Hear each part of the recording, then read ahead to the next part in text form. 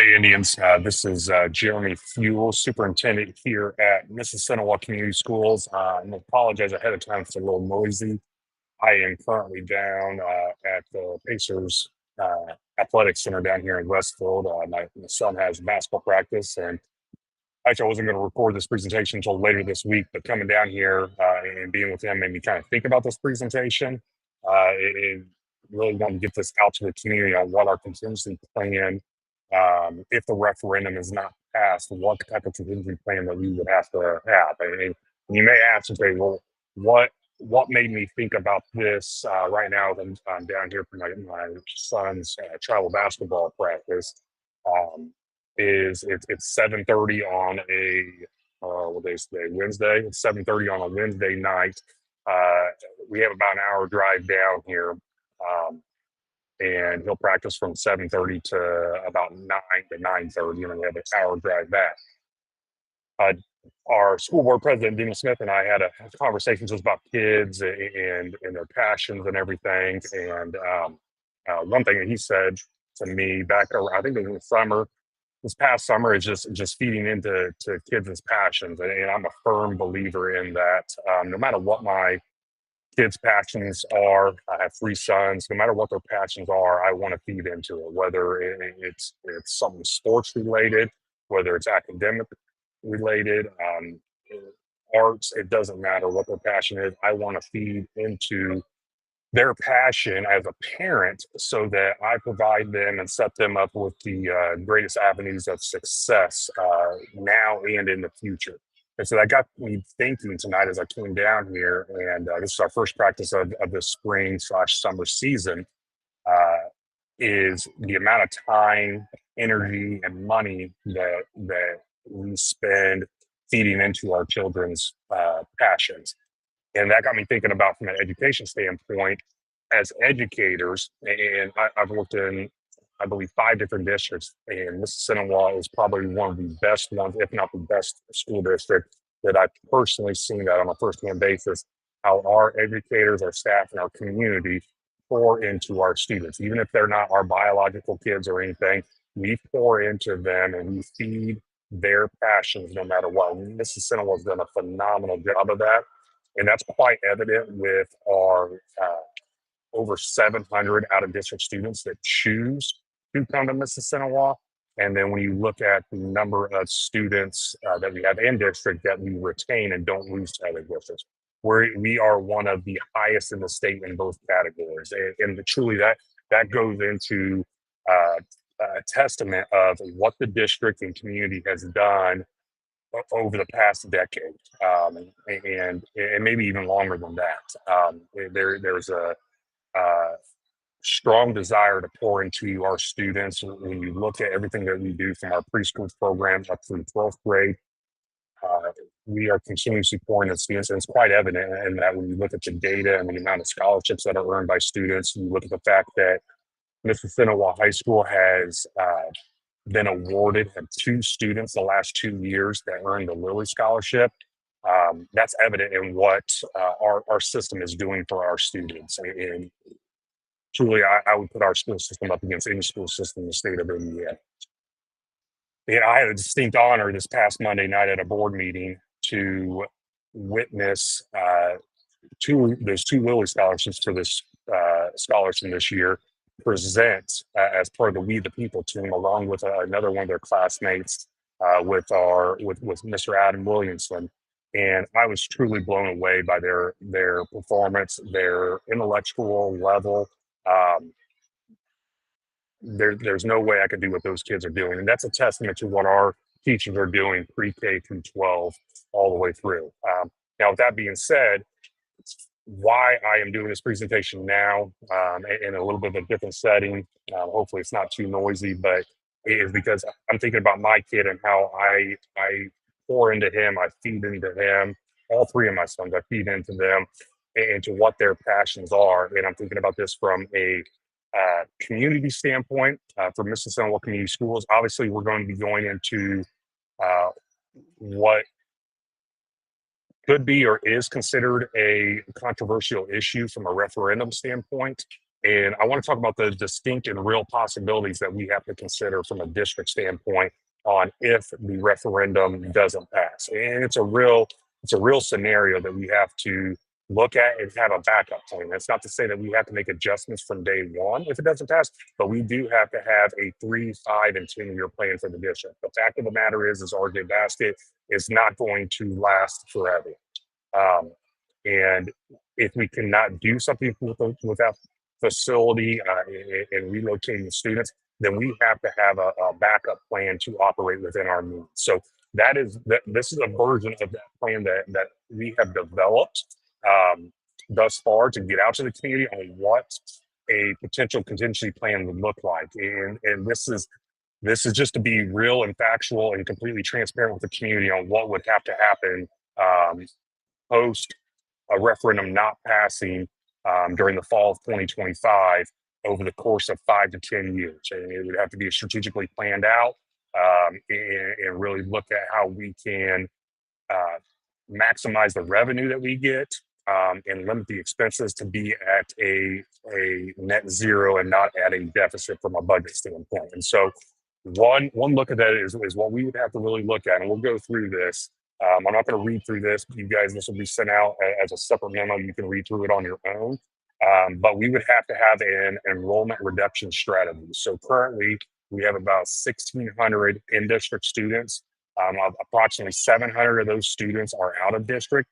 So we would have to look at every grade level and come up with a strategic amount of students per grade level and cap our students at that amount. Right now, looking at that and looking at enrollment and how we have to distribute that enrollment across the entire corporation, that magic number is about 150 students. So if we had 150 students, say in a first grade class of in-district students, we wouldn't accept any out-of-district students into that grade level. Say we had 120 in-district 11th grade students, well, that would give us 30 out-of-district students that we could accept potentially into that grade level. So all in all, we would cap our enrollment at 1,800 students, plus an additional 150 preschool students, so 1,950 altogether, 1,800 that we get funding from the state for. Our current enrollment as of the fall of 2024 ADM date was 2,314 students. So that would reduce our student enrollment by 514 students from this past fall enrollment. So you take 514 students at $9,295 per student in state tuition support. That equates to about $4.8 million of funding that we would have to cut. We would have to cut those expenses from our budget. So how would we do that? So our plan, and again, this is not a final plan. This is a draft that we're working on because we do have to have that backup plan in case the referendum doesn't pass. And again, that's looking 3, 5, 10 years out, making steps to get us there. And so first thing would be we would really have to look at restructuring grade levels. We know that we have $26 million of bonding capacity. Without the referendum, that $26 million would be focused at is going to be focused at the elementary schools to allow some expansion there. So knowing that we would have that piece done, we would then look to have to redistribute our students across the corporation. So potentially Westview would look like a pre-K through second grade building rather than a pre-K through first grade building. That would give us 600 student capacity, which includes 150 preschool students. Northview, we would have to look at moving sixth grade to Northview and making Northview a third, fourth, fifth, and sixth grade building. Again, looking at a 600 student capacity building. Again, going back to RJ Basket, 75 years old, in 10 years, with the funding the way funding is, for local tax dollars without a referendum, we're not going to have the capacity to upkeep that facility. So that's why we have to look to move sixth grade over to Northview. And then on top of that, look at moving seventh and eighth grade to the high school, which would equate to a 900 student capacity building. We serve approximately 800 students in there right now. We would have to reconfigure and look at some things that we can do there to make it work. The unfortunate thing if we did that is we would not have separate offices. It would truly be a junior, senior high school. So we would have seventh and eighth grade students, sharing hallways and spaces with our ninth and fourth grade students, just because we really want to have an option otherwise. And you may ask, well, why would we reduce and lose that funding for those students? Well, a big reason is we got to get to a point where the district is at a net zero from a operational standpoint, and we cannot do that with our current facilities the way they are. So by reducing student enrollment, that would then force us to have to reduce staffing as well. So running some preliminary numbers, that would mean we would reduce 56 certified teaching positions, 14 paraprofessional positions. We would have to reduce classified non-academic staff by approximately 60 staff members. And then we would have to reduce our building/district administrative staff by a minimum of 4. It eventually would have to be more than that as well. When we're looking at program reductions and eliminations, due to that reduction in staffing, those out-of-district students that we get allow us to offer a wide variety of programming K through 12. At the elementary levels, we would more than likely have to eliminate robotics, science enrichment classes, STEM, Lego programs, art, music, all those quote unquote specialist classes that we offer students would have to be eliminated because we would not have the funding available to staff those positions, and we wouldn't have the space available for those students to go to those programs. When you start looking at secondary program consolidation and eliminations, there are several programs that would have to be consolidated. Just naturally, when you look at 56 teachers being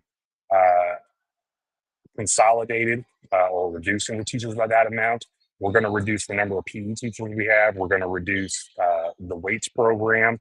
That would be probably a high school only program. We would no longer be able to service middle school students in that program. We would have to reduce our agricultural program. We would have to reduce our business program. We would have to reduce the number of staff in our math program, science program, English, social studies, arts, special education services. And then on top of that, we would also have to look at reducing the amount of dual credit courses offered, because that is an added cost to the district. Great benefit for our students, but it is an added cost for the district. Programs that would potentially have to be eliminated out of this, we talked about already, middle school weights program, certain business education courses, and then all of your non-diploma required higher level math programs, science, English, social studies, and essentially a lot of your electives would have to be eliminated at that point in time.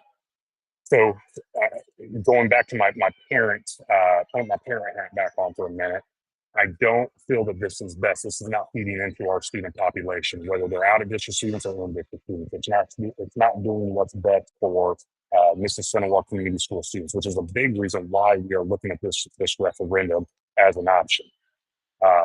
And so I carry that over to the superintendent role and what is best for our students.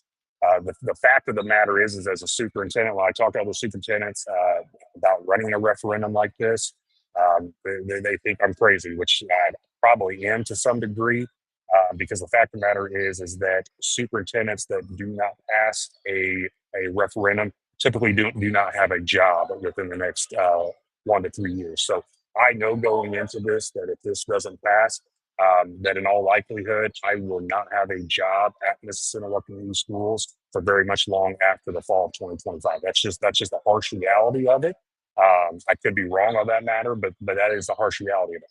But I have to stand up for what is best for our students and what is best for our community. And if that means that, hey, potentially I could be risking my job over that, then that's the step that I have to take as a professional and as the advocate for our students, our staff, our programs, and all the phenomenal things that we're doing at Mississinawa Community Schools. I want to continue on with the athletics, art, and co-curricular reductions. So all extracurricular activities will undergo cost savings evaluations to determine feasibility. Anytime you lose 500 to 600 students, there's going to be certain programs that are going to be eliminated. Are we going to be able to maintain football and a soccer team? Is the student participation going to allow them? Are we going to be able to continue with esports, robotics, and some of those types of programs? The short answer is no. There's going to be several of those programs that would have to be eliminated just due to the reduction in student participation and the cost strain that it would put on the budget. We would have to reduce, we would have to look at our collective bargaining agreement and reduce the number of paid coaches per sport. Again, I talked about this already, elimination of low participation programs. And then really just review of all arts and co-curricular activities for financial viability. What's the feasibility of that continuing on or not continuing on? So really just looking at it, if the referendum doesn't pass, and this goes for capital and operating referendum, we are not going to have any choice but to implement significant reductions to maintain fiscal responsibility from a district standpoint. This plan, truly, it's difficult. It's not fun, but it would ensure that the district can continue to operate within whatever means we have to continue the short and long-term viability, just to continue with the basic education programs that we have to be aligned with the state requirements. Now, that means that we're not going to be able to go above and beyond what we offer right now. And that's the unfortunate part with it all. We do, as a district, remain committed to advocating for adequate funding. We talk to state legislators. We're constantly involved in those discussions, but that revenue funding is largely out of our control. Even with the referendum process, it's 100% out of our control. All we can do is get the message out to the community and let the community decide what you feel is best for us. And so that's why it's my job to come to you as community members and put out in front of you, hey, this is what the referendum is going to get you from a community standpoint. It's what's going to give our students. It's what's going to give our staff. Here are the pros. Obviously, the cons are the local taxpayer impact. We all know that. There is an investment from the taxpaying community into the school system at that point in time. And you can view that as a con, or you can view it as an investment. You can view it as feeding into the future of your community, feeding into the economy of the community. And no different than like being down here at 7:30, 8 o'clock, 9 o'clock at night, an hour away from home. I'm feeding into my kid's passion. I want to see him be successful. He's not going to go play college or professional basketball, but this is teaching him life lessons that's going to be valuable to him in the long run. And that's what K through 12 public school is used to train our kids, teach our kids valuable life lessons and skills that they will be able to carry into whatever passion that they have, whether that's athletics, whether that's the arts, whether that's going to be a lawyer, whether that's taking a factory job. It doesn't matter what their passion is or what they want to do. It is our job to feed into that passion. And that's why I'm making a big push and urging the community to really look at this. The easy thing for me to do as a superintendent is to comment to this and really steer the board away from doing a referendum. And that's the career safe move for me. But it's not the right thing to do. The right thing to do is to do what's best for kids, do what's best for the community, do what's best for the staff. And so that's what we're trying to do right now. That's what my goal is through this, is just to present facts, data to everybody. And then from there, whether we have a difference of opinions on that or not, that's okay. But I want everybody, all of our voters, to be well informed on what the pros and cons of this are, what will happen if it passes, and options of what probably could or will happen if it doesn't. So just wanted to run this by you guys, send it out there. Again, this is not set in stone. This will be things that we will work on and have multiple contingency plans, but this is one of the first looks at a contingency plan over the course of the next 10 years that would have to be implemented if a capital and operating referendum is not passed. So I know it's not great news to look at, but it is real news and true news that you have to look at and know the facts about before you make any sort of determinations one way or the other. So Again, appreciate you guys' time watching these videos. I know I'm probably wearing you out with presenting these, but I do want to get that information out there. I hope everybody has a great rest of the week. And feel free, as always, to contact me. My cell phone, 765-475-6412. Text or call. If I don't answer, leave a voicemail, and I will get back to you as soon as I possibly can. And hey, guys, just take this stuff to heart. Really, really look at it, digest it, do your research. Don't take my word for the stuff. Do your own digging into it. Ask the questions that need to be asked, and let's have those tough, true, and honest conversations about what the future of Mississippi Community Schools is going to look like for us going forward. So, hey, have a great night and go Indians.